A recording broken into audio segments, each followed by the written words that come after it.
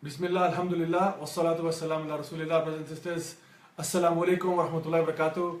This is a very, very special session, inshallah, that we're having with you, inshallah, this evening with brother Imran Hussein from the UK and myself. And the topic is none other than the end of atheism. Brother Imran, welcome to this live show. Assalamu alaikum wa rahmatullah. Wa alaikum assalam wa rahmatullahi wa barakatuh. Brother, inshallah, I'm going to get straight to the point, but before that, I just have to make a small announcement. Inshallah, अगर आपकी कोई भी questions हैं, तो आप इस video के comment section में post कर सकते हैं. I have the information right here. And सबसे special बात ये है कि अगर आप कोई question phone in करना चाहते हैं, तो you can send us the question via phone call. We will take your phone calls, not me directly, but inshallah हमारे helpline पे कोई लोग बैठे हुए हैं and आपके सवाल मुझ तक पहुंच जाएंगे. So the number to call is 051 849 1100. I'll repeat the number. It's 051 849 1100. This is the Youth Club office number. So please, inshallah, if you have any questions, feel free to ask and we will get them and we will try our best to answer them in the time that we have available. Brother Imran. Yes, brother. I want to get straight to the point. I have heard that you keep talking about there being some issues with science itself. Okay, so why is that problem there, bro? Bismillah, alhamdulillah, wassalatu wassalamu ala rasulillah. Science is amazing. Okay. We love science as Muslims. We have no problems with science. Sure. All we say as Muslims is utilize and use the scientific method for what it is, basically. Okay. So don't turn it into a god itself, and don't try to use science against Islam. Right. Because if you look historically, and you can give us some references from the Quran. Right. Allah tells us to think, Allah tells us to reflect, Allah subhanahu wa ta'ala tells us to ponder, to see how things are created, to observe things, and so on and so forth. Right. Islamic, I mean, is there any ayah that come to your mind? Yeah, I mean, Allah subhanahu wa ta'ala, He says, أَفَلَا تَعْقِلُونَ? Do you not have aqal? أَفَلَا يَتَدَبَّرُونَ? Do you not reflect deeply? Allah subhanahu wa ta'ala says, أَفَلَا يَنْظُرُونَ إِلَى الْإِبِلِ كَيْفَ خُلِقَتْ وَإِلَى السَّمَاءِ كَيْفَ رُفِعَتْ. So Allah subhanahu wa ta'ala constantly gives us the motivation to search, to seek out, and to use our brains, basically. That's it. So it's as simple as that. And then if you look at our history, Right. take Islamic Spain for example, the Muslims understood this reality from the Quran, and they were amazing scientists. They were scientists and scholars at the same time. They were polymaths. They were people that studied the scientific method and the discipline and were experts, and they were ulama, they were scholars, they were fuqaha, they were all of these things as well. So we have a very rich tradition which encourages us to do science. So we don't have a problem with the scientific method. Okay, alhamdulillah. All we say is, don't do what the atheists are generally trying to do. Okay. So what they're trying to do is saying, we have science now, therefore we don't need religion or Islam in Okay. particular or God. So That's can I the- ask the question, why is that thinking flawed? Like when a person says, because we have science, therefore we don't have to believe in God. Why is that thinking flawed to begin with? Okay, so on many levels, one Okay. simple way is, Yeah. or answer is, science only can tell us the how. Okay? It can't tell us the why. Okay. Okay, Can you so give an example of I'll that? give a simple example. So imagine the kettle's boiling. Yeah. Okay? Now, if I ask you why is the kettle boiling, you may say, well, it's plugged in, the electricity is flowing through the current, it's heating the coil, and the coil is boiling the water, so the kettle's boiling. That's one type of explanation. Okay. Another type of explanation is, well, I just want a cup of tea. Right. Now, they're both correct explanations, Right. just different levels of explanation. Right. Both are right. So what science does, it tells you how. So take, for example, the water cycle. Yeah. Scientists study the water cycle, they can tell us how it works. Okay. But now, therefore, just because they know how it works, it doesn't mean that there's no why behind They it. know why it works. Yeah. Okay. Another very beautiful example is Yahweh. Imagine, for example, your auntie flies in from America, Okay. she bakes you a nice chocolate cake. Wow, fantastic. You go home from the youth club office, Yeah. you go into your living room, you see the chocolate cake, and there's a little note next to it. It says, from your auntie with love. Okay. I miss you, that's why I baked you the cake. Okay. Now, just because, for example, you've gotten into science recently, so what Right. you don't eat the cake, you Right. take the cake to your university and you give it to a professor. Okay. And you tell the professor, tell me everything you can about the cake, right? Right. You say, I'll give you 6 months to the professor. Now, in 6 months, he can study the cake, he gets back to you. He can tell you everything physical about the cake, how it was baked, what temperature it was baked at, how many calories in the cake, Right. what are the raw ingredients, so on and so forth. But can he ever tell you why the cake was baked? No, that will be answered by my aunt. Basically. Yes. Yeah. Or on the note which you didn't give. Or the note which I didn't give. Yeah, so that is knowledge that's beyond the scope of science. Okay. So this is the difference, this is the key difference that we need Okay, to so understand. basically what we're trying to say is that science can tell you how the universe works, not why the universe works or why we are sent here or the purpose behind things, You can't. or those type of questions, No. science cannot answer. Science, for example, is amoral as well. It can't tell you about moral truths. Okay. Right and wrong. It can't tell you about this. Okay. Can't tell you about certain mathematical truths. Although science uses mathematics, right? Okay. So there's all of these realities that because science work is a discipline which tells you about the physical world. It tries to understand the physical world by saying. Okay, so what about? Okay, so you just talked about moral truth, right? And this is a very interesting subject because I teach ethics at a university as well, and I teach it as a subject. And so normally when we start teaching ethics, we have to build the foundation somewhere. So I want to discuss this issue that who decides what is ethical and what is not ethical. Yes. That this is unethical behavior and this is ethical behavior. And so inshallah, those of you who are watching online as well, this is a question for you as well. Like आप ये सोचें कि इंसान को ethical क्यों होना चाहिए, हमें अच्छा क्यों होना चाहिए, what is the reason behind that? यानी अगर हम लोग if we take for example God out of the equation, अगर हम अल्लाह सुब्हानहू व तआला को निकाल दें, मतलब नाउज़ुबिल्लाह अगर कहेंगे जी अगर अल्लाह की ज़ात नहीं है, हम डिनाई कर दें, तो morality कैसे आएगी? How will we be moral? On what basis? On what foundation? So when you discuss this with atheists, for example, what do they normally respond with? That why should we be ethical? And so how would you counteract or It's very interesting. What you see is atheists, right, or secularists, or these type of people, whether it be Richard Dawkins or the likes of Pervez Hoodboy, right, or these individuals. What they do is they will openly attack Islam. Right.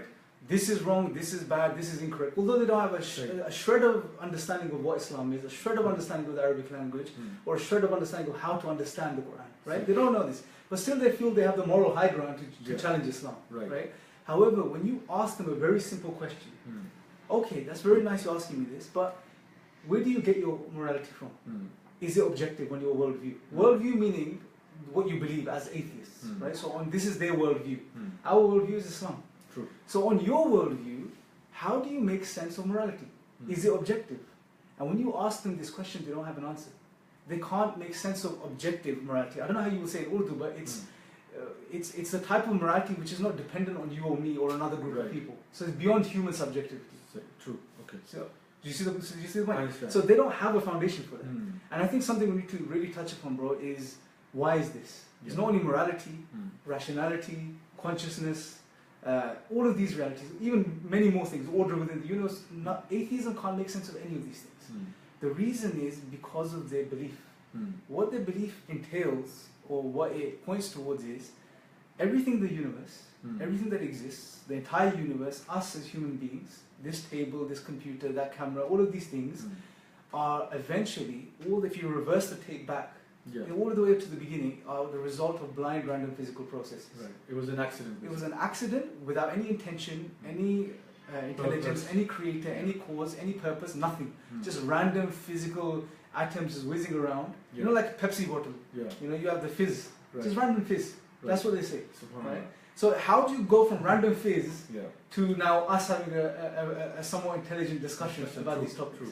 Right? I think it was Professor Dr. Fred Hoyle who said that even the smallest microbacteria, the fact that if you were to say that they came by chance, is comparable to the example of a tornado sweeping through a junkyard and assembling maybe an aircraft out of that.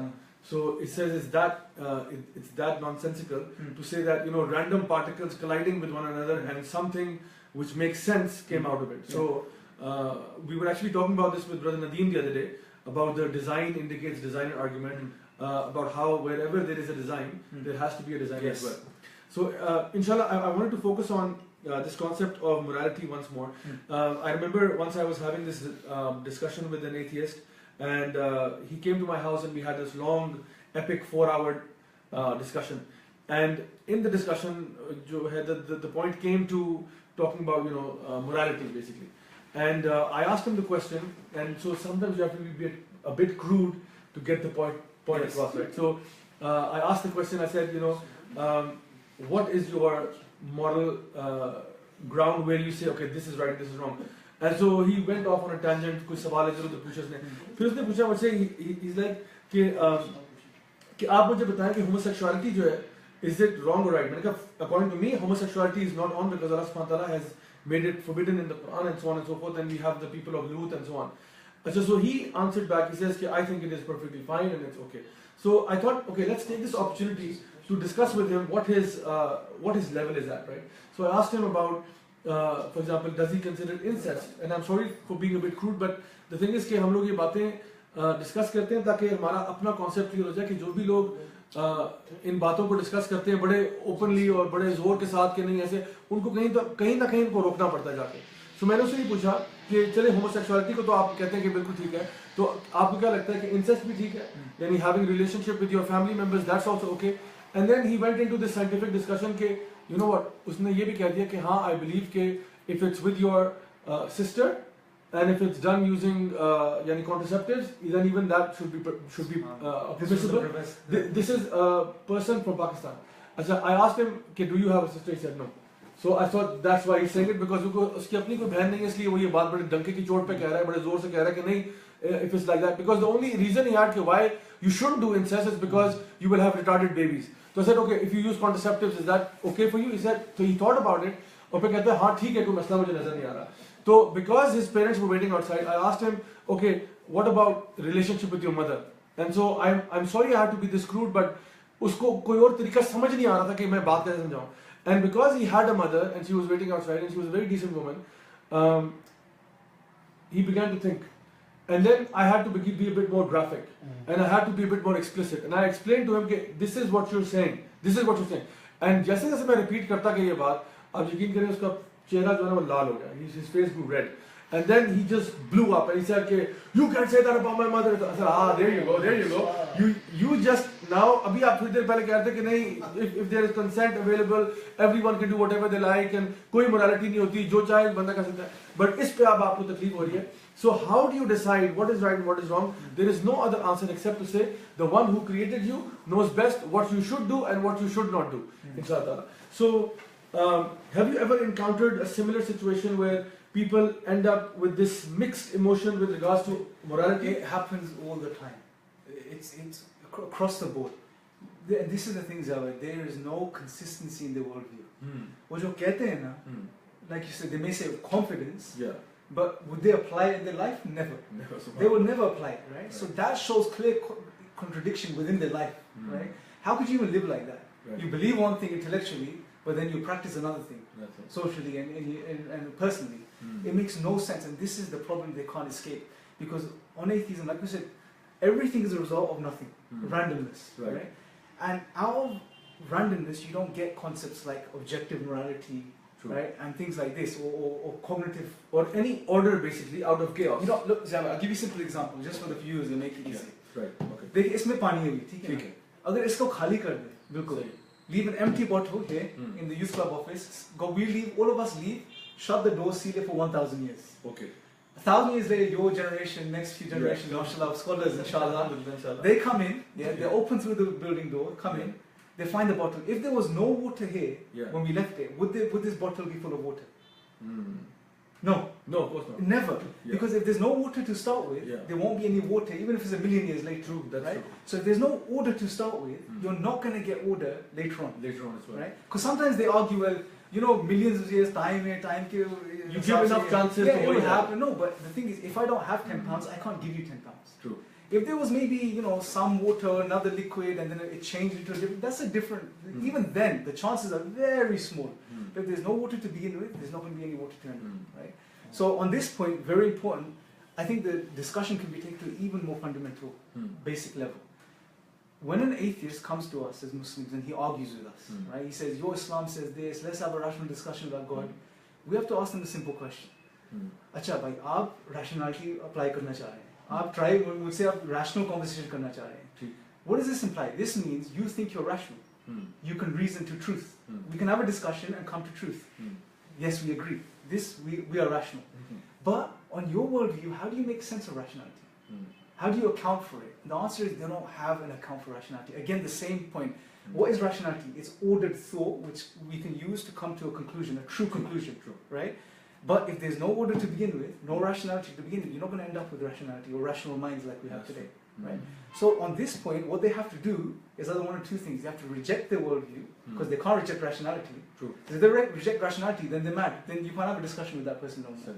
So either they have to reject atheism, put it aside, come to Islam, and if they do that, then this makes no sense in trying to attack Islam. Because if for you to attack Allah's existence, you have to believe in Him to start with, then it's circular. What sense does it make in then using what you base on God to attack God? Then it's again contradiction on top of contradiction.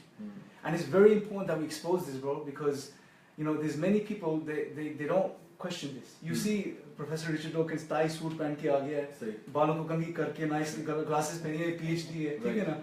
And you see this and we get impressed. I don't know what it is. Even in the West, we get impressed. Maybe it's a post-colonial thing. I don't know. But we get so mesmerized. Lawrence Krauss, Professor Dawkins. But and this is some homework for people watching. Take any clip of Richard Dawkins against Islam or something. Listen to what he's saying first time. You may be impressed. Re-watch the video, and just next time, just listen to what he's saying. You will 100% guaranteed you will find so many contradictions in what he's saying. So, and it's very important we look past the obvious sometimes to see the flaws in the obvious. For example, I remember in his book, The God Delusion, he starts off by saying that the universe came from nothing, and then he explains what that nothing is. Yeah, Krauss, yeah. And he said, well, nothing is actually something, and when you say nothing is something, then it's not nothing. You've just contradicted yourself, subhanAllah. So, yes, you're right that they do come back on their statements like that. So, the thing is, when we talk about atheism and its foundations, why is it that people even go towards that side to begin with? I mean, that is the question, bro. That's the root, and you probably from experience, whenever you speak to atheists, they will come across try to be intellectual. Yeah. Like, as the discussion goes forward, you start to see that as soon as you make a logical point that they can't counter, they will start to let go of reasoning and rationality and their logic and put it aside just to stick to their point. And eventually the discussion gets to the point where the root problem is something else. They are, and this is my understanding, that I really believe majority of the cases, the people that incline towards the atheistic, secularistic worldview without really studying what it is because these are people who are away from the tradition, away from the deen, and they're engaging in things which almost they've fallen in love with. Right? And we will discuss the concept of love and how it's a disease of the heart. True. They're in love with their sins almost to an extent, right? So now they're in a state, they can't let go of them. So what happens? Your rationality is dictated by what's happening inside here. So what they're doing, okay, how can I hold on to this and not have these double standards where then I have to practice Islam? Maybe the easiest thing to do is let go of the belief in Allah. Stay away from Islam, and then I can carry on doing what I'm doing, and and have my cake and eat it as well, basically. True. But when you really question them, this is what it always comes down to. They're having some issues, and then that rational, that rational process that's taking place is just to justify the condition, basically. Okay, I will take this opportunity to mention our phone line numbers. If you want to, inshallah, ask questions, you can ask right here on our comment section under the video, or you can call on 051-849-1100, inshallah. The questions will come to us. अगर आप सवाल पूछना चाहते हैं 051-849-1100 पे आप call कर सकते हैं, inshallah. Brother Imran, you made some very good points, mashallah. And one of these points with regards to the atheistic mindset, there is something, that might be in their heart which stops them from accepting the truth. Now the thing is, all of you listening out there, एक advice आपके लिए है कि, whenever you're studying faiths, और अगर आप faith search करना चाहते हैं, I normally say this that, the most fundamental question and the most important question in your life is that what's going to happen to you after you die. अगर इससे ज़्यादा कोई ज़रूरी सवाल है तो मुझे आप बता दें. I'm right here. If you think there is a question more important than that, then please let me know. Because nothing matters right now. यानी जो भी कुछ आप कर रहे हैं, if you're working, you're studying, whatever, the most important question you need to answer and you need to search about it, you need to research and so on, is what's going to happen to you after you die. So I'm not saying कि okay आपका Islamic worldview. I'm saying इस सवाल को आप entertain करें and please think about it. So you might have to study atheism, you might have to study Islam, Christianity, Judaism, Buddhism, whatever, and inshallah unbiased तरीके से सोचें. Do not be arrogant. If the truth comes to you, as Brother Imran said, कभी कभार ना हमें गुनाहों का इतना चस्का लगा होता है, हम गुनाह नहीं छोड़ना चाहते. और गुनाह ना छोड़ने की वजह से हम लोग क्या करते हैं, हम कहते हैं कि आसान तरीका ये नहीं है कि मैं तौबा कर लूं, बल्कि अल्लाह को ही डिस्प्रूव कर देते हैं कि लेट्स प्रिटेंड कि गॉड इज नॉट देयर. देखें, एक जानवर है जिसको हम कहते हैं ऑस्ट्रिच, या उर्दू में कहते हैं शुतुरमुर्ग. शुतुरमुर्ग क्या करता है, अपना सर जो है ना वो सैंड में दबा देता है. When the predator is attacking it, it pretends that as if it's hiding its head in the ground and it cannot see the predator. Just because you cannot see it does not mean that the predator has disappeared. Just because you close your eyes to Allah subhanahu wa ta'ala कि नहीं मैं नहीं मानता अल्लाह की ज़ात है, that doesn't mean that the day of judgment is not coming. That does not mean that you will not die. Kullu nafsin za'iqatul maut. Every soul shall taste death. So be rational and logically understand. Put all the evidences out there. If there are any confusions, that's why we are here right now to answer those doubts. Because brother Imran as well, myself included, we've been through a path. हम लोग बचपन से पैदाइशी मौलवी नहीं थे. हम बचपन से एक जगह से होते हुए आ रहे हैं, घूमते फिरते, to understand and rationally, logically come to this conclusion कि inshallah the only thing that makes sense of the worldview that we have right now is that there is one God and He's the one worthy of worship, inshallah. So, Brother Imran, I want to go back to that point of talking about these issues that the atheists might have. So, हम लोग खुद भी इस्लाम में भी हम क्या कहते हैं? हम कहते हैं ला इलाहा illallah. So, our testimony starts with la ilaha. There is no God. So we say a man cannot be God, an animal cannot be God, angel cannot be God, nothing can be God. La ilaha, there is no God illallah except Allah, the one who is the owner of the heavens and the earth. He is the one whom we turn to. So ये belief जो है हमारा, जो हम कहते हैं, हम atheist को भी ये encourage करते हैं कि आप भी अगर ला इलाहा तक पहुंच चुके हैं कि there is no God, maybe आप किसी और जो ना faith से आ रहे हैं, किसी और background से आ रहे हैं, maybe आपका अल्लाह से तारुफ नहीं हुआ, maybe you haven't studied Islam properly, please give it its due time inshallah and then make up your mind. So the issue of knowing Allah subhanahu wa ta'ala through His signs, an argument which we call the design indicates design argument. Can you just shed some light on it? How does that prove that there is a creator out there and it's not just random chance that we see in this universe? Yeah, just before we move on to that point, just a point on what you said, bro, very important, is they don't believe in nothing. Yeah. Because what atheists are doing, they're ascribing the attributes of Allah to creation in many cases. True. Right? So what they're doing is they're worshipping something as well. Right? So they're saying, oh, the universe, it created itself, for example, right? Or something silly like this. So they're attributing those attributes to something else. And that in itself is not a rational thing to do if you think about it, right? True. So back to this one about the design argument, there's many forms of it, right? There's many ways you can argue the design of the universe, right? For example, Allah says clearly in the Quran to us in chapter 3, إِنَّ فِي خَلْقِ السَّمَاوَاتِ وَالْأَرْضِ وَاخْتِلَافِ اللَّيْلِ وَالنَّهَارِ لَآيَاتٍ لِأُولِي الْأَلْبَابِ, that indeed in the creation of the heavens and the earth and the change, the alteration in the night and day, there are signs for people of understanding. Okay? Now, there's two very key things we need to look at here regarding this verse. Who are the people of understanding, which we'll discuss in a second. And secondly, that Allah is saying that absolutely, without shadow of doubt, there are signs in the universe. There are signs above us and below us, in everything around us, including ourselves in other verses in the Quran. Allah tells us. So, if you look at holistically, everything is a sign, pretty much, right? So, when it comes to the design argument, you can look at something, a very simple version. And normally, the way when we share this argument with people, and the simpler is the better, right? Take a bottle, for example, right? Now, if I was to say to the people, we ask this question to the atheists, if I said to you that this bottle made itself, or it randomly formed itself, the plastic flew in from out the window, the water came from here, the cap came from somewhere else, and it just formed itself in midair and then it landed on the table as a fully, fledged bottle. Would you believe me? They will say no. Yeah, that's. It just defies common sense. It's very simple because, and the reason, you can ask the question, well, why would you say no? Yeah. If you scratch the surface, you say, well, it has a shape, it has a function, it has symmetry. There's certain features about the bottle which we as human beings can then rationalize and conclude that, okay, this is design, right? Now, all we have to ask is a very simple question. If a simple bottle like this is designed and you're not willing to accept that it can form itself or come by chance, then what about the entire universe of creation around us? Yeah? And Allah in the 52nd chapter of the Quran, verse 35 and 36, Allah makes the very same argument in a very powerful way. Allah says, were they created by nothing? Were they the creators of themselves, or did they create the heavens and the earth? But rather they are not certain. Right? So this is something very profound. Allah is saying, basically, could something come from nothing? Right? And if you think about it, can something come from nothing? The answer is no.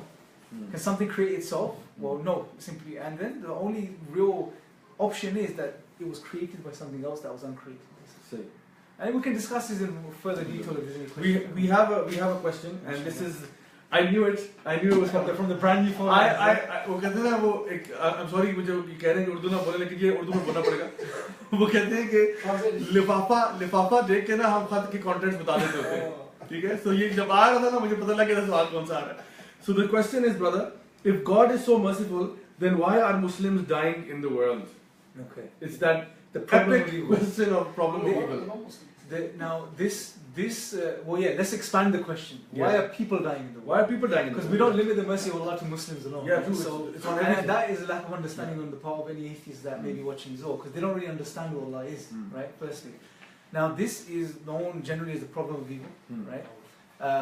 Brother Hamza, by the way, just a shameless plug, he's written a book called Divine Reality. He covers this in a lot of detail, this argument. This is probably the only argument they have. Right. And they believe it's quite strong, but from an Islamic perspective, it's very weak. It's very weak. True. Very weak. Now, we can answer it in many different ways. Okay? One simple way is that this life is a test. Okay? So that we can put aside. The other way we can look at it is, as human beings, we have to appreciate that we don't understand everything. We don't have the wisdom behind everything. Allah subhanahu wa ta'ala has 99 names and attributes, and they work together in unison, right? And for example, one of the names and one of the attributes of Allah subhanahu wa ta'ala is He's the wise, right? So there's wisdom behind things, okay? Now, can we understand the wisdom behind everything? No. Of course not. Right? And this is the thing, sometimes we as human beings jump to conclusions. This happened always. Sometimes in our lives, everyone watching, we have events in our lives that take place. Sometimes that event that's just happened, we think, oh my God, why has this happened to me? Why has Allah done this to me? You know, why me? I'm a good person, I don't do anything to anyone, why me? But then 4 years later, 5 years later, we look back at the event and we think, SubhanAllah, if that didn't happen, I wouldn't be where I am today. True, so true. So Yeah? true. It happens to all of us. Yeah. SubhanAllah. And the thing is that 4 years later, we have the knowledge and wisdom that we didn't have at that moment. Right? So jumping around like monkeys at the time, trying to form conclusions through our limited intellects is injustice, because we know the truth further down the line, right? And some of this is testing our patience as well from that perspective, right? So the analogy I like to give, and I use this that day as well, is that imagine I go to your house, right? You sit me down and say, I'm going to get you some tea. I'm sitting down and there's a room across the corridor, and I just hear screams coming from that room, right? Really loud screams, and I think, what's Ziyabai doing? What sort of business is going on there? Yeah? So you're making the tea. I go into the room, I open the door, and I see Brother Nadeem, who's sitting there, mashallah. Brother Nadeem, he's got a knife in his hand, and he is cutting off the leg of some other brother. Astaghfirullah. But for the sake of example, it's not true. We love Brother Nadeem. He's not like that. He's nothing like that, mashallah. He won't cut anything off. Yeah. So, but the point is, if I walk in and I see Nadeem cutting off the leg of another man, I shut the door, I come back out here because I don't want to go near him at this moment. I come out, I'm in shock. What will I be thinking? What will you be thinking if you're in my place? That Brother Nadeem somehow has lost his mind, he's become very evil, he's some villainous person or something. He's evil, he's bad, he's just wrong in every way. True, very true. But then when you come in with the tea, you sit down and I say, Zia, what's going on? You know, why is Nadeem doing this? And you tell me at that point, just relax, don't worry. Nadeem is a certified doctor. And you didn't know that, I didn't know that at the time, but he's a certified doctor. And he's amputating the leg of a brother, and if his leg's not amputated in the next 15 minutes, he will die. How would my perception change at that point? Wow. Now I have wisdom and knowledge that I didn't have a few minutes ago. And now the same evil villain is my hero. Yeah, I would want him to help me if I was in trouble. A lifesaver. Yeah, a lifesaver who has the strength and the courage to actually do something like this. Yeah? SubhanAllah, so the perception flips 180 degrees. Purely based on our limited knowledge and how much knowledge we have at a particular time. So the point is, sometimes we jump to conclusions regarding this thing. Oh, we see something happen, we say, oh, evil. Yeah? But in actual fact, we don't understand the wisdom behind everything, right? But the conceptual thing we need to understand as Muslims and non-Muslims is this. Allah is good. Allah loves us and He wants the best for us. If we conceptually understand this, then after this, if we don't understand the wisdom behind something that happens in our life, it doesn't matter. Because we rely on that concept. We know Allah loves me. I know Allah loves me. I know Allah wants good for me. So even if I'm going through a hardship, I know there's good in this for me. Very true. You know, one scholar once said that in every trial and tribulation, there is a scholarship. So there's something to learn. Allah's giving you an opportunity for you to learn something. That's right. The point is now, are you going to take that and learn it, or are you going to just make a mess of that situation and turn away from Allah and just spoil yourself, basically? Right? So Allah's giving you the opportunity to grow and progress through this life in this test.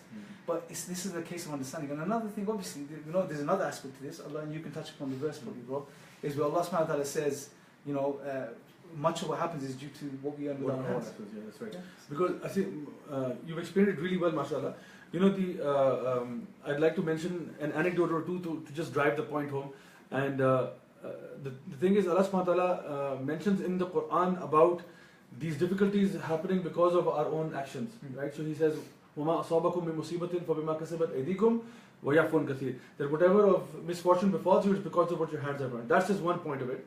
The other thing is that in English we normally say that whatever doesn't kill you only makes you stronger, right? So whenever we have a difficulty, जब भी कोई मुसीबत आती है, जब भी कोई difficulty आती है, we know that through this difficulty we develop some character traits, some personality traits that would never have developed had this difficulty not come. So I think the question that people battle with is that why are bad things happening in this world? Why are people suffering through pain?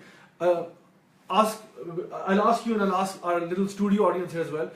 Do you guys think pain is good or pain is bad? क्या ख्याल है? Pain is good or bad? It is good. Pain is good or bad? It is good. You guys like pain? You guys like pain? Okay, pain, it's horrible, right? Nobody likes pain, right? But the thing is, pain is very good for you. Because imagine a world with no pain. You know what would happen? Imagine if this desk was actually a heater. I would be touching it like this and I'd be like, you know what? Alhamdulillah, life is good, life is fantastic, and my arms are on fire by now. So the thing is, pain tells me, okay, remove your hand. Pain tells me there is something that needs to be fixed. You know, if pain was not there, our lifespan would be like a month or 2 months at best.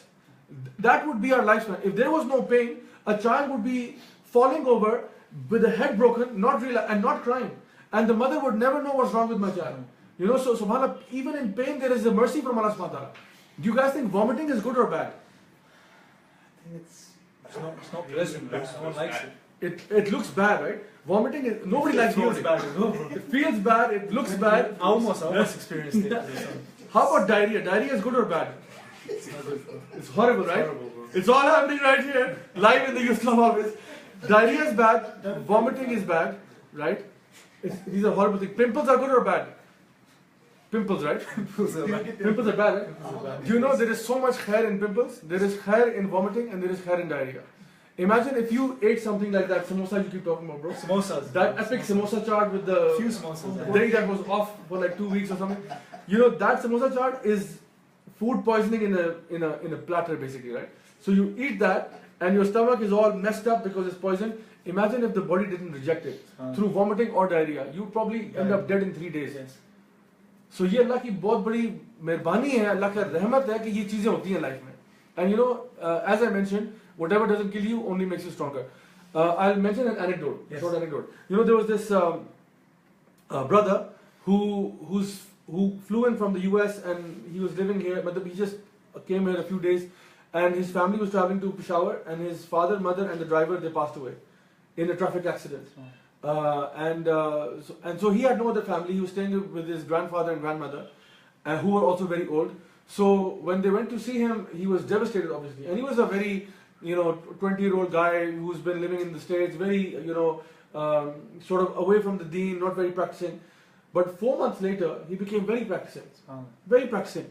And then when somebody asked him that, and he was from Islamabad, by the way, when he was asked the question that, what happened? Your parents passed away. Your mother and father died. What happened? How did you become, going to the masjid, praying 5 times a day? I mean, what happened? He said, and I will say it in Urdu first and then I will say it in English, inshallah. He said, मेरे माँ बाप ही मेरे लिए सब कुछ थे. मेरे माँ बाप मेरे सब कुछ थे. And अभी नानी नाना भी बहुत एज के हो चुके हैं, so I don't know how long they will be here for. So the only person I have left, जो ज़ात मेरे पीछे मेरे पास रह गई, वो अल्लाह की ज़ात है. तो मुझे आप बताएं कि मैं अल्लाह से बना के रखूं या बिगाड़ के रखूं? He said, I have nobody left except Allah. Do you think I should mend my ties with Allah or should I stay rebellious to Allah? Because I got no one except Allah. Alhamdulillah, he turned. And you know what, subhanAllah, bro? He is making dua for his parents. Rabbi irhamhuma kama rabbayani saghira. Rabbi irhamhuma kama rabbayani saghira. You know his parents? May Allah subhanahu wa ta'ala grant them paradise, inshallah. And so when he makes dua for them, they are rising in levels in paradise. His father and mother would be saying, Alhamdulillah, our son, he turned towards the deen and he is making dua for us. And it is in the sound hadith of the Prophet that a man will rise in paradise and then he will come to a stop. And then he will continue to rise and he will say, Ya Allah, my deeds are finished. My good deeds are gone. Why am I still rising? Allah subhanahu wa ta'ala will say there was a righteous child that you left behind who used to make dua for you even after you were gone. SubhanAllah, what a blessing he has become for us. Nobody is celebrating the death of his parents. Nobody is celebrating that. But we're saying every cloud has a silver lining. What we're saying is, आप लोगों को शायद हिकमत समझना आती हो. Maybe you don't understand the hikmah of Allah subhanahu wa ta'ala. But brothers and sisters, remember, every decision of Allah subhanahu wa ta'ala, there is hikmah in that. There is wisdom in that. You know, when you broke your heart, when your first love left you and all that, you're like, "Hi, mere saath ye kyun hua?" You know, there is wisdom in that. Allah subhanahu wa ta'ala wanted to wise you up. And if that had not happened, you would not be who you are right now. So inshallah, trust Allah subhanahu wa ta'ala and be relaxed in that fact कि जो भी अल्लाह का फैसला होगा ना वो मेरे फैसले से बेहतर ही है इंशाअल्लाह. Should we completely close the doors on atheism on this point? Smack down, bro. Okay. Smack down. This is okay. Now, first, what we do is discuss morality. Yes. We established that atheism has no objective morality. True. Can't have any accounts. Yep. Okay. So therefore, they can't make any claims on morality. Done. What are they doing through the problem of evil? They're making claims on morality. True, that's right. They're saying, "Oh, it's wrong. Why is the evil if God exists?" So now, are you again saying that there is objective evil, or what you're claiming to be evil is objectively evil? Very true. You can't even establish that on your worldview. So the whole argument self-collapses. It's like self-detonation. It breaks down in itself. So if you're an atheist, you can't make sense of objective morality. Therefore, you can't make the argument from that evil. perspective. Yeah. And I think एक और इसमें जो point which can be added to this is that because and this is a side point to this issue of evil. The thing is, just because you don't understand why Allah is doing something does not make Allah subhanahu wa ta'ala disappear. ये एक बड़ा important point है. Just because आपको कुछ चीज समझ में नहीं आया, just because you don't understand something doesn't mean that Allah subhanahu wa ta'ala, because you don't, till you understand that, Allah will cease to exist. No, Allah exists, subhanallah. You need to bring your mind to that level where you come to the realization that there are things in life which I will understand and there are things in life which I won't understand. Allah's knowledge is complete, mine is deficient, mine is not complete. And so when you realize that, alhamdulillah, things begin to make sense, inshallah. So this argument can be destroyed from many different angles. On so many angles. Okay, so we've talked about the problem of evil, we've talked about design indicates designer.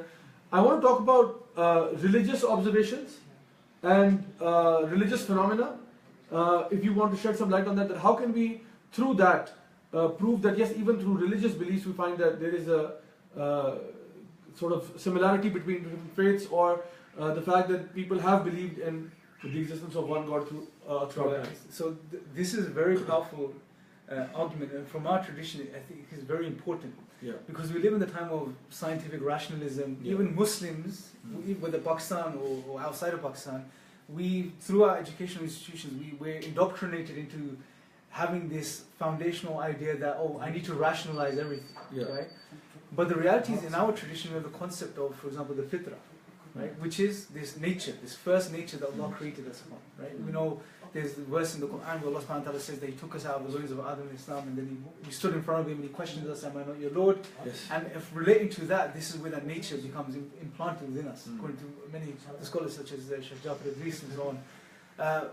But what's interesting here is that this nature includes knowing that there is a creator, a knowing of God.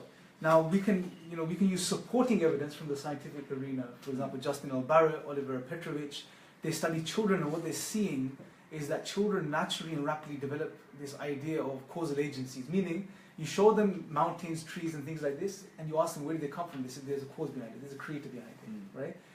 And it's interesting. Obviously, this research doesn't show that it's one or two or three, but we're using it as supporting evidence. So it's not important to establish that from that angle. But if you look at world religions now, take that view, world religions, you will see majority of the people in the world have always believed in a creator, of course. Okay, majority of the leading religions in the world today, generally, if you look at the surface level, you think, oh, Hinduism, many gods, right? But if you really scratch the surface, what you see is even these religions that claim many gods, foundationally, they have that one all-powerful God. All-power, Bhagwan, Yes. Upar Wala. Yes, and then there's these surrounding gods Surrounding that they add later on as that's right. parts of the worship. So that concept of this oneness is there. Now let's look at it from a third perspective, philosophically, right? Jabai, if there was a knock on the door, what's the first thought that comes in your mind? come in. Or someone's at the Someone's door. at the door. Yeah. You don't say there's a whole football team at the door. Yeah, that's right. Or there's 20 people at the door. Yeah, that's right. The natural inclination of the belief is that there's someone At the door. because we know one person is sufficient in knocking the door. Yeah. Yeah, you don't need a football team. That's right. Or a cricket team. Yeah. Well, cricket probably works better. Yeah? So you don't need a cricket team. Yeah. One person is sufficient. But you also know you can't say there's no one at the door. The Yeah. door's knocking because you know you need someone. You You need need a a cause. Yeah. At least one. Exactly. Yeah. So this principle in philosophy is called Occam's razor, which is basically don't multiply entities beyond necessity. Yeah. So if one cause can do it, that's sufficient. That's sufficient. So let's look at when we know about Allah Subhanahu wa Taala, He's all powerful, Mm. right? He's able to do everything that befits His Majesty. Mm. Okay, just this one piece of knowledge about Allah Subhanahu wa Taala is enough for us to know that if He's all powerful, then He can create the entire universe. He doesn't need a second, third, or fourth. So I'll add to this that give another analogy and then come back to the same oneness of God point. Imagine for example, if my, God forbid, place is burgled. Somebody broke in and stuff was gone. So I hired like a very good detective to find out what happened. So the thing is, first of all, oftentimes people say, how can I believe in Allah when I've never seen Him? How can I believe in Allah when I've never touched Him? How can I believe in Allah when I haven't even heard Him? And so on. So they're using their senses to try to rationalize Allah subhanahu wa ta'ala. But we know, how do detectives work? Did they see the criminal? Did they see the guy come in and break? They didn't see anything. They are using the signs, quote unquote. They are using the evidence laying around to find out who came in, and they will get to the answer, by the way. A good detective will tell you exactly who the person was who did it, right? So what happens? If my place gets burgled, somebody came and stole some things, what will I say? I will not say, okay, hang on a second, 10 people robbed me. I have no way of saying that. So what will a detective do? He will say, I know that at least one person robbed. And until he gets proof of a second, he will never say two people came. For example, he sees two different footprints. He'll be like, you know what? We have reason to believe that there were two people who came in. Or there were two different entry points. Yes. He'll say, you know what? We have reason to believe there were at least two. Or the way that, for example, a massive table was moved, which weighed, let's say, for example, 1,000 kilograms. He'll say, you know what? One man could not have moved that. So I'm assuming maybe 3, maybe 4. 4 people at least would have done this. So this takes a 4-man job. This is how you come to 2, 3 or 4. Yeah. But for the basic premise, you will always assume, as you said, 1. And so subhanAllah, Allah subhanahu wa ta'ala even mentions this in the Quran, that had there been 2 gods, what would have happened? You would have found chaos in the universe. You know, the sun, subhanAllah, you go to any masjid, right? There's a timetable which says sunrise, for example, 5:01 a.m. Sunset, 6:15 p.m. And so tomorrow, 5 o'clock sharp in the morning, the sun will rise. And 6:31, the sun will set, for example. So this is, it will mention it like clockwork. So this design that we see, you know, had there been 2 gods, this universe would have been chaotic. One day the sun would come out, the other day it would decide, no, I don't want to come out because the other God told me not to do so. And so there would be complete haphazardness happening in the world, but that's not happening. We see design, we see mathematical design, as it was mentioned in a research paper by the University of Leeds, that the universe is based upon principles of mathematics. That's what they said. I think it was Galileo, he even said that to understand the universe, you need to learn the languages written in, which is mathematics.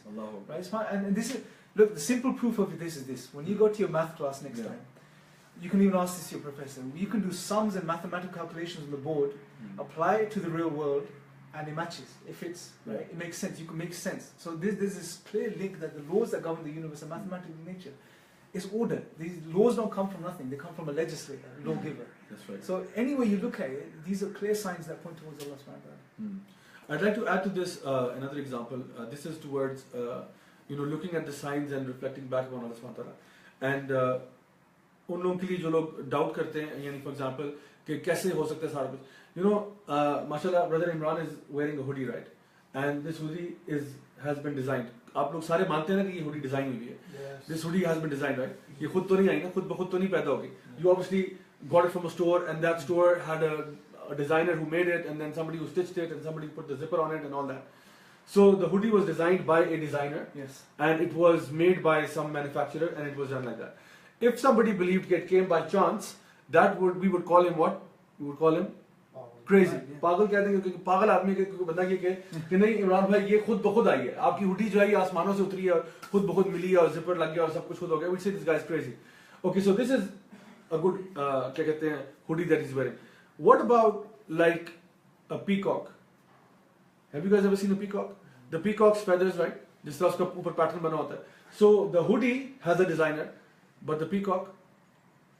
What is more complicated? Which pattern is more complicated? The pattern you see on the hoodie right now, or the pattern you see on the peacock? Right, the peacock, right? Hands down. Hands down. The peacock is elaborate, it's so beautiful, so many colors, and it's like replicating pattern. So कुछ लोग कहते हैं no, Mother Nature did it. Oh, Mother Nature did it, subhanallah. Mother Nature is intelligent. Mother Nature can see colors. Mother Nature can identify what to put where, subhanallah. The thing is, the only thing that makes sense is that there is intelligence behind that. And I think, you know what we need to drive, I think what we need to really send across is that there is intelligent design in this universe. And we have to understand, intelligent design does not come out of unintelligent sources. Does that make sense? Yeah, of course, bro. Right? And you know, with this example you gave of the hoodie, they'll say, well, you know, we designed it, you know, there's a designer, but now you're talking about an unseen God. Yeah. But the simple question to ask is, just this take your jacket, bro. Yes, please Did take you it. did you Take see it. not take it, but take it on example. but did you see this particular jacket being designed yourself? No, I didn't. No. But you still believe it's designed. True. Right? And again, why? There's something going on in here which is leading you to that conclusion. That's right. It's not that you were sitting there and Baisa was putting the stitches on and bringing it on paper first. That is what we don't. I would even argue, bro. Everything you and me are wearing right now, we didn't see any of these pieces of clothing. That is true. Or anyone watching, whatever they're wearing right now, they didn't stand there seeing that particular piece of clothing be designed. They say, "Oh well, I can go and see where the factory was." Yeah. But right now you believe it's designed, not based on you going. That's something you potentially can do. You haven't done that yet. True. So why are you believing it now? It's based on certain features. Right? So what we're saying is be consistent. Apply the same logic to when it comes to the universe. Subhanallah. It's very true. Alhamdulillah, you know, these arguments, mashallah, they really do satisfy the heart that alhamdulillah, you know, there is a creator out there. And you know, Allah subhanahu wa ta'ala has not held back on leaving his signs everywhere.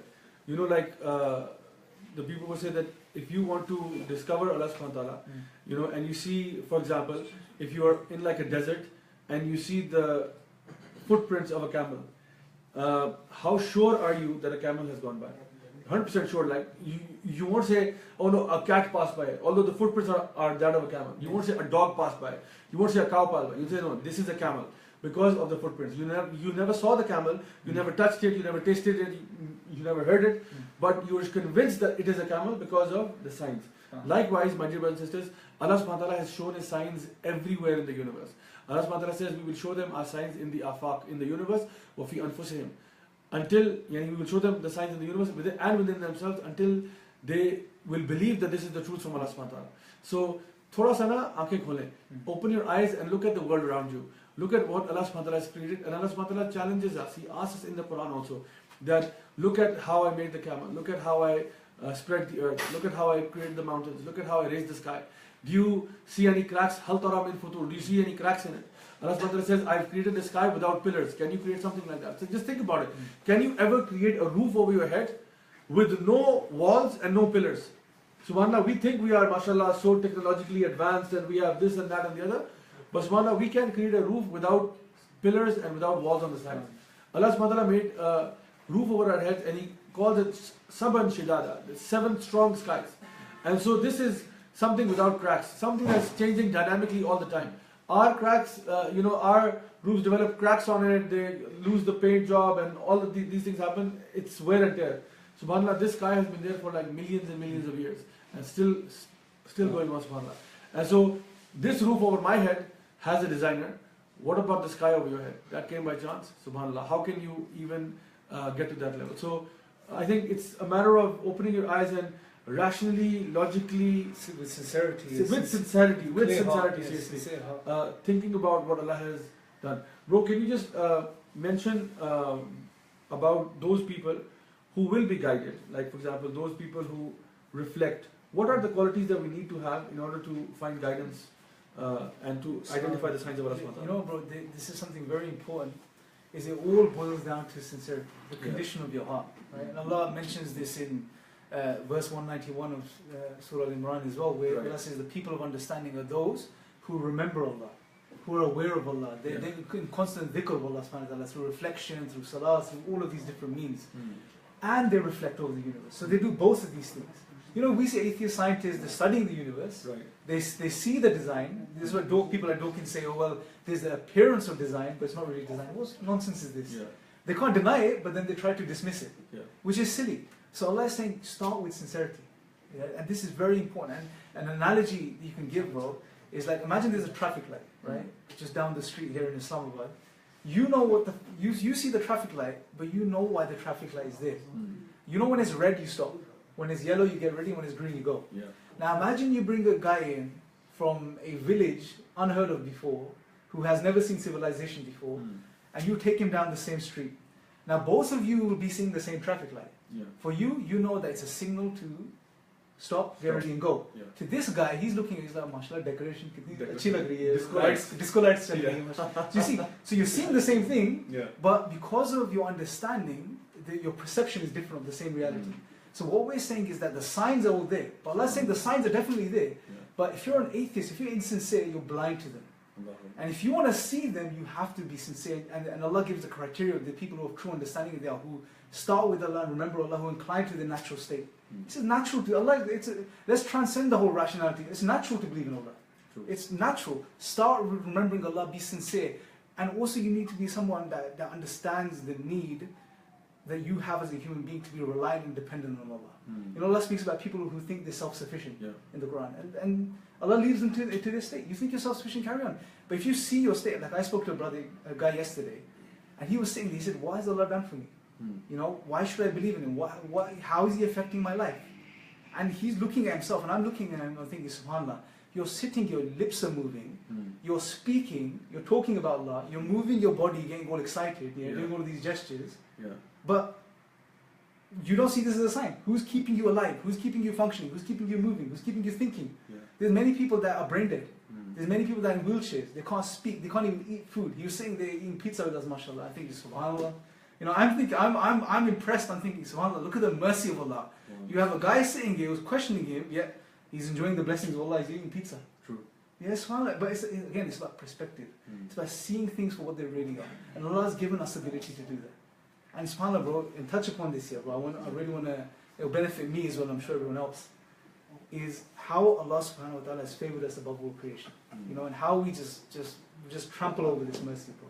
When we start denying Allah and questioning Allah. Because rationally, I think we've given them enough. We can give them more, but that's not what they need, bro. I think they need something more deeper. And that understanding, inshallah, if you can give them this.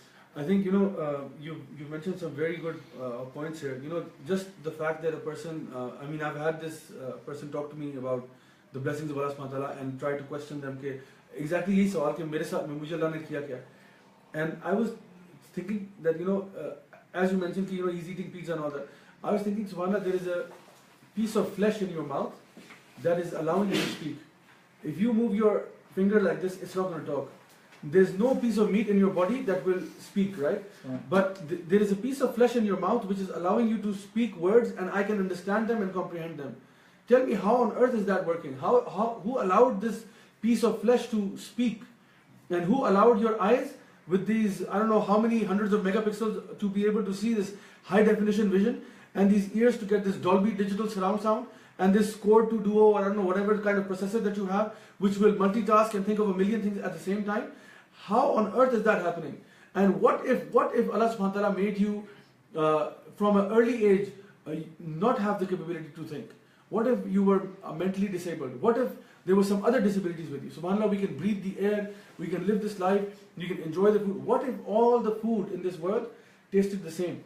What if everything tasted like chicken, basically? You ate a piece of apple, it tastes like chicken. You ate a piece of, you know, I don't know, chocolate, it tastes like chicken. Everything tastes like chicken. You know, at the end of it, you would get sick. And what if Allah subhanahu wa ta'ala did not put the nutritional value in the fruit, but He put it in the bark of the tree? Imagine us munching down barks every day long, eating like cows, and not liking the taste of it, not liking the nutritional content of it.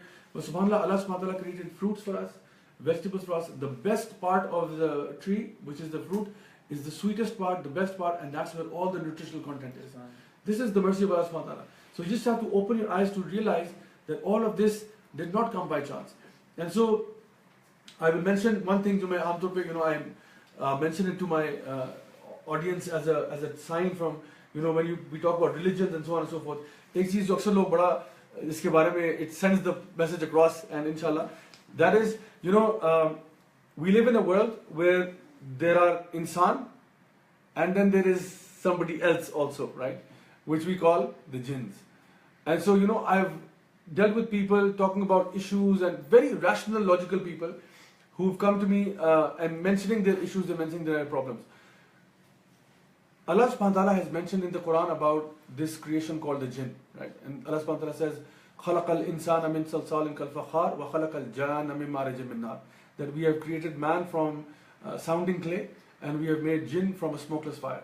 So Allah subhanahu wa ta'ala is not hiding, He's not mincing His words, it's very clear cut. وَمَا خَلَقْتُ الْجِنَّ وَالْإِنسَ إِلَّا لِيَعْبُدُونَ. I did not create the jinn or mankind for any reason except that they worship Allah subhanahu wa ta'ala, or they become the abd of Allah subhanahu wa ta'ala. So Allah subhanahu wa ta'ala very clearly mentions, there is an entire surah Jinn, surah number 72 in the Quran. Now the reason why I'm mentioning this point is because the West still does not know. They normally say, oh, it's supernatural, it's paranormal, it's metaphysical, it's parapsychological, right? And so there is the University of Virginia and many others as well. University of Virginia has a proper department of paranormal sciences. They have an actual department of paranormal sciences, which is probably bigger than a lot of universities out there right now, where they look at all these phenomena which people are observing on a day-to-day basis. For example, if this bottle of water started to float in the air, we would try to rationally justify it, right? So for example, we might say there's a string attached to it, invisible string. Okay, so what if there is no string? Or we might say maybe there's a magnet underneath it, and maybe there's an opposite side over here, and so that's why it's being repelled. Or maybe there is air pressure, or maybe some other forces are in play. But if I assure you that none of that is true, and still this bottle is floating in midair, then you need to answer that question. What if I told you that a person who has never ever in their life learned a language, but now they're speaking it? They've never studied it. They've never studied, for example, Latin. They've never studied Farsi. This brother came up to me and he actually said, my mother, when she gets angry, she starts yelling in Farsi. And he says she is only educated in 5 classes. She's never studied Farsi in her life. But first we were confused also what she's saying, but she's speaking Farsi. The other day I was sitting with one of the Rakis from Islamabad, Sheikh Abdul Hamid Salafi Sahab, and he said that a patient of his came, and when he was reciting Quran, this person uneducated, not knowledgeable about deen or dunya, completely uneducated. When he was reciting Quran, he said he would complete my sentences. He would complete the ayat. I would recite one thing, he would say he would finish it. And when he would sit with them afterwards, like after doing the treatment, he would say, you know what, I don't know the Quran. I didn't even know the Arabic language. I have no recollection of what I said. Subhanallah, I would be so blank. So there are things, and so people sometimes, I get this a lot, because and I'm sorry I'm taking this towards the jinns and black magic side, but I get this question so many times that Zab bhai, hamare ghar mein khoon ke cheete pad jate hain.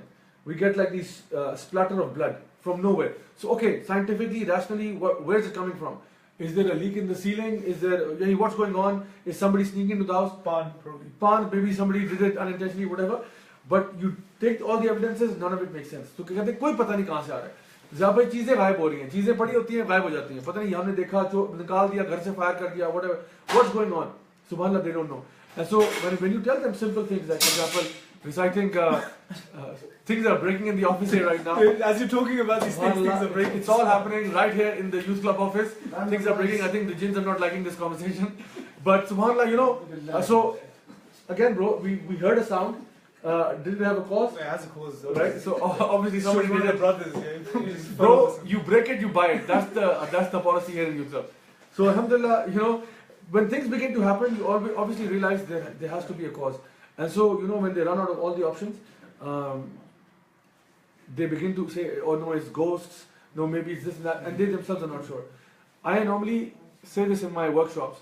I say, if a person is an atheist, come and spend 15 minutes with a brother who is possessed. And I tell you, this person will be walking out, this atheist will be walking out saying, Ashhadu an la ilaha illallah, wa ashhadu anna Muhammadan abduhu wa rasuluh, because what you will observe, what you will see, really it will blow your mind. So inshallah, because we are now running short on time, inshallah brother, any final comments, any thoughts for those brothers and sisters out there who might be confused, who might be having doubts?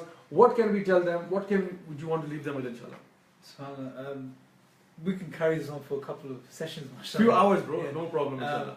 So yeah, if they, like we said, you know, I guess Youth Club is open for any discussions. We are happy to get questions from people, inshallah. So if you guys have any questions, you can ask Zia Bhai. You can contact me on my Facebook page here, brother Nadeem Ashraf, mashallah. Yes. Phenomenal brother, mashallah, and the other brothers at Youth Club as well. Yeah. But one thing I want to end on, bro, is, you know, the fact that when you even just see a human that starts to deny Allah subhanahu wa ta'ala, or starts to question him, this is the height of ingratitude, bro. Right? Because if you stop and just think about what you're doing, you can't deny Allah. Allah says He created us in the best of forms, right? But then He returns us to the lowest of the low because of what we do, basically, right? So if we just think about this, Allah, for example, and you know the way Allah subhanahu wa ta'ala humbles us, yeah? And I say this to atheists sometimes, it takes them completely out of the paradigm, puts them in the correct mindset. You know, seldom does Allah try arguing about His existence. Instead, what Allah does, He takes us from His existence to His worship, through His signs, yeah? And one way Allah humbles us is, for example, He says, خَلَقَ الْإِنسَانَ مِن نُطْفَةٍ فَإِذَا هُوَ خَصِيمٌ مُبِينٌ. Yeah, this verse is so profound, bro. Allah says that He created us from a drop of fluid. Any atheist watching, any secularist, anything, wherever you are, us here, all of us were created from, you know, like these condensed drops of water in the bottom. We were not much different from this about 30, 40 years ago. This is fact, you can't deny, yeah? So we come from something dirty, and then we're going to return to something dirty, which is the earth, yeah? If we had any of these two substances on our clothes, you want to rub it off there, it doesn't look nice. But for some strange reason, we think now in the state we are, that we've been like this all our lives, and that we have the ability to deny Allah and challenge Him. And this is why Allah says that I created them from a drop of this despised fluid, and almost instantly this creation stands in front of me like a challenger, a contender. Just think, if the atheists just stopped and thought about, you know, these realities, they would just, you know, they would just, inshallah, turn back. So that's it. Just reflect, be sincere, and Allah will guide you, inshallah. Brother, Allah guide us for this amazing conclusion. I'll mention one psychological study as well as we are leaving. The psychological study basically, it was from a psychological journal from the US, which talked about an experiment where they tried to put this lie detector stuff on people, and they took a bunch of religious people and a bunch of atheists, and they asked them to say two things. They said, you know, in the first sentence, you say, may my parents be destroyed. And in the second one, you say, I dare God to destroy my parents. And so they said, you know, you don't have to mean it, you just have to say the words, right? So in the first sentence, you say, may my parents die a horrible death.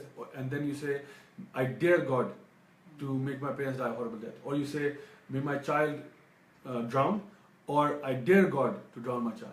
You know, they obviously you would imagine that when the religious people were hooked up to all that gadgetry, their heart rate was pretty normal when they said, I wish my children would die, or I wish my parents would die. But when they said, I dare God, you know, there was fluctuations. Because even in their fitrah, they were like, hang on a second, okay, I know I'm pretending, but really I don't want to dare God. I mean, I don't want, because I'm uncomfortable. They were uncomfortable with that. Guess what? The atheists were the same. The atheists, when they said, I wish my children would die, nothing too much. But when they said, I dare God, you know, fluctuations. SubhanAllah, even they realize. My brothers and sisters who are listening out there, please be sincere, be unbiased, and study the religion with an open heart and mind. And inshallah, I tell you, once you taste the sweetness of Iman, alhamdulillah, life begins to make sense. You will begin to make sense. And inshallah, religion makes you only more humble, more loving, caring. Because if it doesn't do that, then you're not following religion properly. The Prophet ﷺ, he said that I have been sent to perfect good character. And he had the best character. So inshallah, please take the time to research openly with an open heart and open mind. I make dua for all of you, inshallah, who are watching, those who are here right now with us. May Allah subhanahu wa ta'ala forgive us for our sins, those mistakes that we made knowingly, unknowingly, in public, privately. May Allah subhanahu wa ta'ala forgive us for that. May Allah subhanahu wa ta'ala open our minds and our hearts to the truth. And once the truth is presented before us, may Allah subhanahu wa ta'ala give us the tawfiq to accept it. And I make dua that Allah subhanahu wa ta'ala joins all of us in Jannatul Firdaus al-Ala. ربنا آتنا في الدنيا حسنة وفي الآخرة حسنة وقنا عذاب النار ربنا لا تزغ قلوبنا بعد إذ هديتنا وهب لنا من لدنك رحمة إنك أنت الوهاب ربنا تقبل منا إنك أنت السميع العليم وتب علينا إنك أنت التواب الرحيم وصلى الله تعالى على خير خلقه Muhammadin wa ala alihi wa sahbihi ajma'in bi rahmatika ya arhamar rahimin. Jazakumullah khairan from Youth Club office. Wassalamu alaikum wa rahmatullahi wa barakatuh.